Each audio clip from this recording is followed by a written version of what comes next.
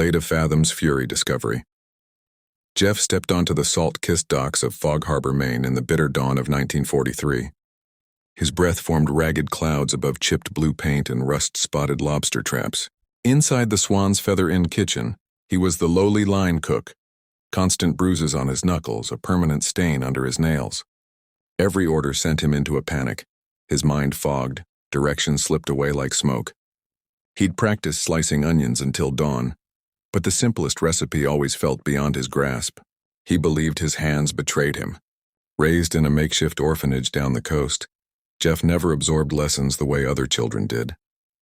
He flinched at measured teaspoons and precise minutes, his memory a leaky sieve.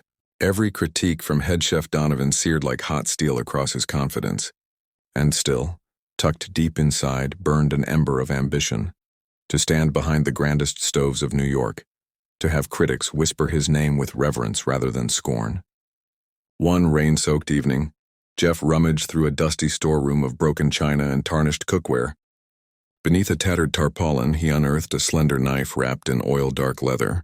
Its blade shimmered with veins of pale blue light, as if ice itself had been folded into steel.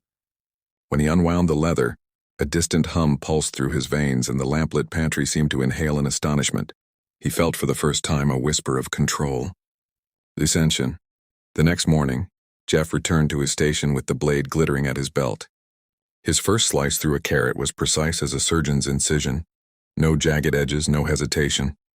He tasted a spoonful of his own broth and nearly wept.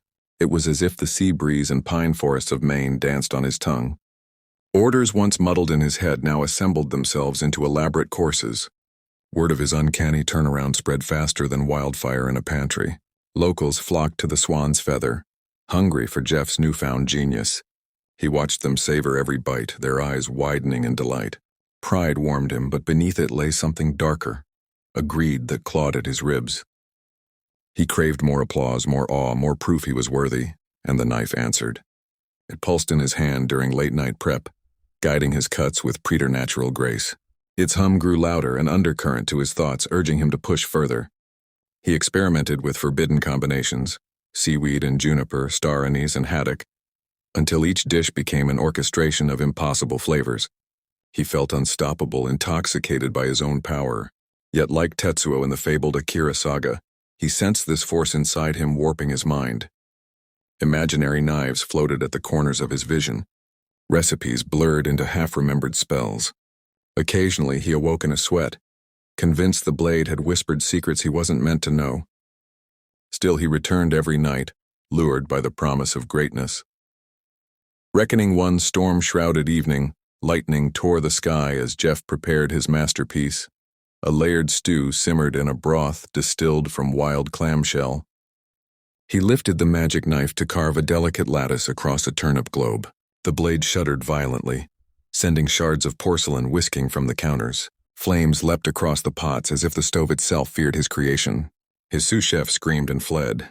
Donovan raced in, eyes wide at the chaos unfolding beneath the warped pendant lights. Knives skittered across the floor like escaping fish, pots rattled, and Jeff's own arms felt both numbly heavy and impossibly strong. He was no longer merely a cook but a vessel for something ancient and furious. Pain seared his forearm where the blade had nicked him, yet pleasure mixed with the sting, as though the knife were alive, grafting its will onto his flesh. In the polished surface of a copper pan, Jeff saw his reflection mutate. Half delirious man, half razor-sharp phantom. He tried to drop the knife, to let go, but his fingers tightened like iron shackles. With a single tremulous breath, he whispered into the cacophony, "Enough." The blade's howl slit the air, then fell silent. Pots stilled. His arm trembled and the dinner service collapsed into candle-lit ruin.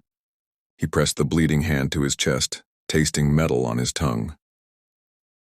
Epilogue. Before dawn, Jeff crept to the icy edge of the harbor. Waves lapped at his leather-clad boots as he scraped the knife's tip against the granite quay. The sea called to him in murmurs of salt and foam. With one last shudder, he heaved the blade into the cold depths. It vanished in a single silent gulp. Standing alone under the pale morning sky, Jeff felt his mind clear for the first time in weeks. His skills were still flawed, his memory still uncertain,